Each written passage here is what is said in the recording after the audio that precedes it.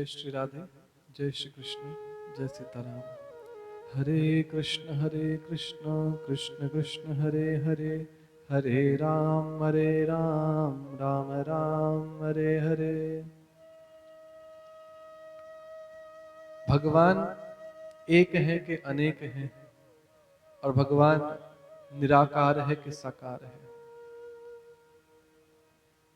देखिएगा, जगत में न जाने कितने साधक ऐसे हैं जो भगवान को निराकार के रूप में पूजते हैं। कई लोग भगवान को ज्योति के रूप में पूजते हैं, एक ऊर्जा के रूप में, एक शक्ति के रूप में। और कई भक्त ऐसे हैं जो भगवान को साक्षात राम कृष्ण रूप में, साकार रूप में पूजते हैं। कौन सही है, कौन गलत है? भगवान का वास्तविक स्वरूप क्या है, इसको समझेंगे।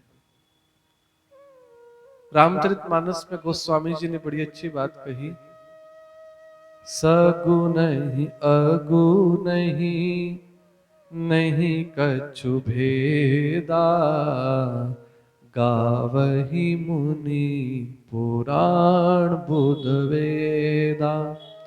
अगुण अरूप अलख अज जोई, भगत प्रेम वश सगुण सोई। सगुण ही अगुण ही नहीं कछु भेदा। सगुण में और निर्गुण में कोई भेद नहीं है। उसको निर्गुण क्यों कहा गया? क्योंकि उसमें प्रकृति के जो 3 गुण हैं, सत्व रज और तम, वो नहीं है। जो इन प्रकृति के 3 गुणों से परे है, इसलिए उसको निर्गुण कहा गया। दूसरा, सगुण क्यों कहा गया? जो प्रेम, ऊर्जा, श्री, बुद्धि, लक्ष्मी, करुणा, ये जो गुण जिस ईश्वर में विद्यमान है, इसलिए उसको सगुण कहा गया।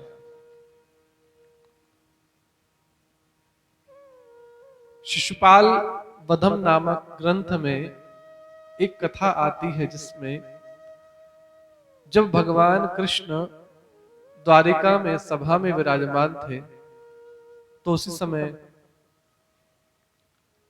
पांडवों के राजसूय की पांडवों के राजसूय यज्ञ की सूचना लेकर के श्री नारद जी महाराज का आगमन द्वारिका में हुआ। और शिशुपाल वधम नामक ग्रंथ में वर्णन है कि जब नारद जी आकाश मार्ग से आ रहे थे और द्वारिका वासियों ने देखा कि आकाश में एक तेज दिखाई दे रहा था। अभी नारद जी बहुत दूर थे, तो द्वारिका वासियों को लगा कि आकाश में जो तेज दिखाई दे रहा है, कहीं ऐसा तो नहीं कि सूर्य भगवान ही चले आ रहे हों द्वारिकाधीश का दर्शन करने के लिए। जब नारद जी और करीब आए, तो उस तेज में से एक आकृति दिखाई देने लगी। अभी स्पष्ट नहीं था, आकृति दिखाई दे रही थी। तो द्वारिका वासियों को लगा कि सूर्य भगवान तो नहीं, लगता है कोई महापुरुष, कोई सनकादि ऋषि या कोई नारद जी ही आ रहे हैं। पर अभी ये पक्का नहीं था कि नारद जी हैं, हो सकता कोई और हो, क्योंकि अभी चेहरा स्पष्ट नहीं था। आकृति दिखाई तो दे रही थी, हाथ पैर दिख तो रहे थे, पर चेहरा स्पष्ट नहीं। और जब तक चेहरा दिखाई ना दे तो तब तक कैसे कह सकते हैं। नारद जी बिल्कुल ही करीब आ गए, स्पष्ट दिखाई देने लगे। तब द्वारिका वासियों ने कहा, अहो ये कोई और नहीं, ये तो साक्षात नारद जी हैं। तो यानी जब नारद जी दूर थे तो एक तेज के रूप में दिखाई दे रहे थे। नारद जी जब पास में आए तो एक तेज में से आकृति के रूप में दिखाई देने लगे। और जब नारद जी बिल्कुल करीब आ गए, सन्मुख खड़े हो गए, तब वास्तविक रूप दिखाई देने लगा। उसी प्रकार जो परमात्मा को ज्योति के रूप में पूज रहे हैं, तो यानी परमात्मा अभी उनसे बहुत दूर है।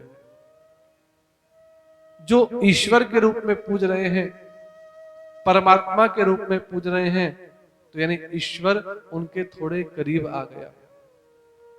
कई लोग कहते हैं ना कि वो परमात्मा, वो दिव्य आत्मा है, वो कोई और नहीं, अपने अंदर ही झांक करके देखो, वो दिव्य आत्मा हमारे भीतर ही बैठी है।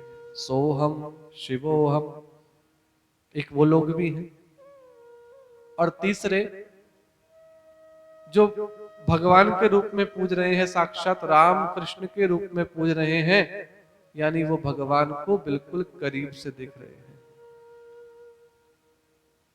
आप ऐसे समझिए, किसी ने आम के फल को देखा दूर से,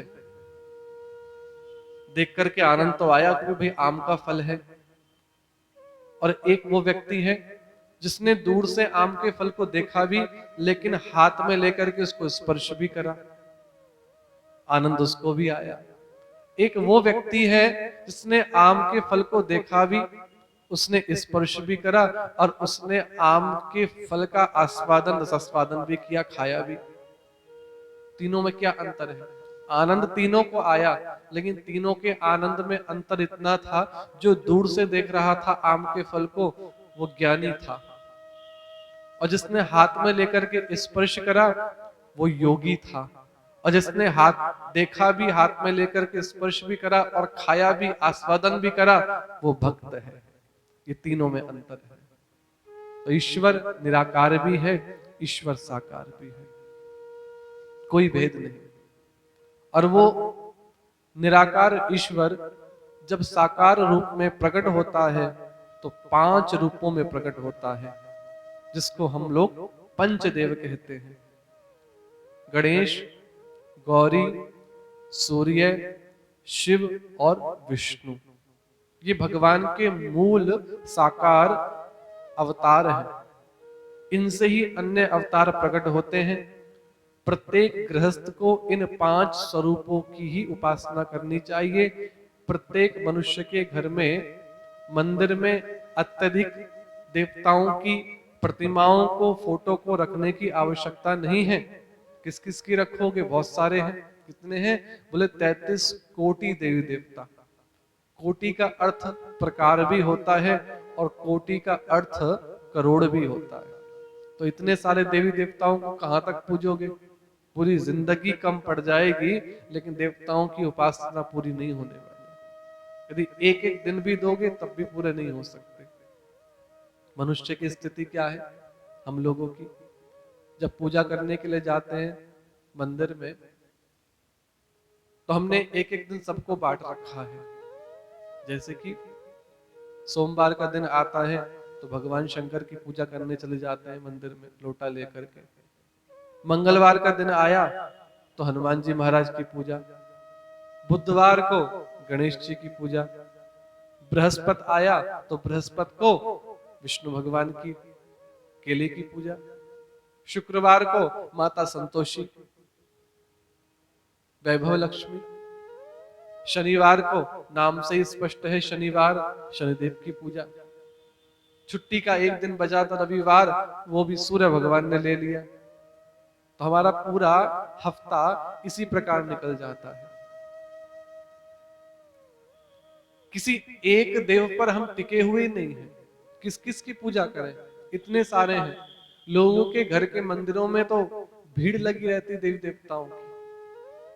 जो जहां से फोटो मिल जाए, प्रतिमा मिल जाए, बस घर में ला करके रख लेते हैं। कई लोग तो यही परेशान होते हैं, क्या करें, प्रवाहित करें कि रखें? प्रवाहित करेंगे तो दोष लगेगा। कभी इसको प्रणाम कर, कभी उसको प्रणाम कर।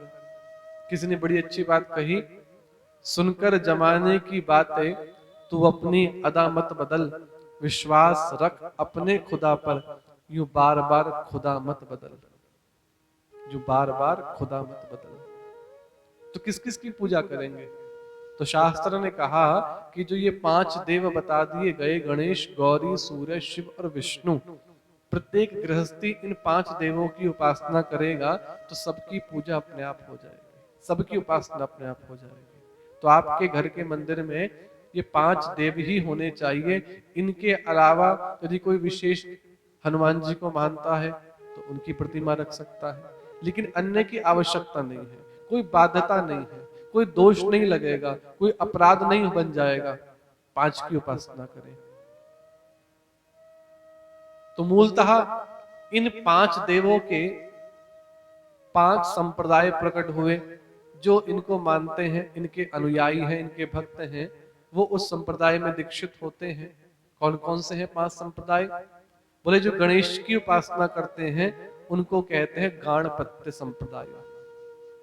दूसरे हैं गौरी अर्थात शक्ति। जो शक्ति के उपासक हैं और इस संप्रदाय से दीक्षा लेते हैं उनको शाक्त संप्रदाय कहा जाता है, जो शक्ति का संप्रदाय है। तीसरा है सूर्य। सूर्य से जो सूर्य की उपासना करते हैं, जो सूर्य के भक्त हैं, अनुयायी हैं, उनको सौर संप्रदाय का अनुयायी कहा जाता है। ये सौर संप्रदाय है। चौथा है शिव। जो शिव के उपासक हैं और शिव संप्रदाय से दीक्षा लेते हैं उनको शैव संप्रदाय से दीक्षित माना जाता है। और 5वां है वैष्णव। श्री नारायण के भक्त, विष्णु के भक्त, रामकृष्ण के भक्त, इनको वैष्णव संप्रदाय कहा जाता है। जो नारायण की भक्ति करते हैं उनको वैष्णव कहा जाता है और वैष्णव संप्रदाय से वो दीक्षा ग्रहण करते हैं और हरि को प्राप्त करते हैं, हरि भक्त बनते हैं। तो कौन कौन से हो गए?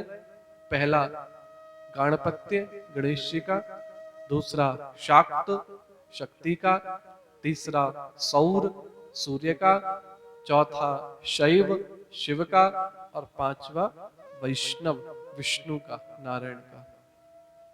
इसी के साथ जय श्री राधे, जय श्री कृष्ण, जय सीताराम।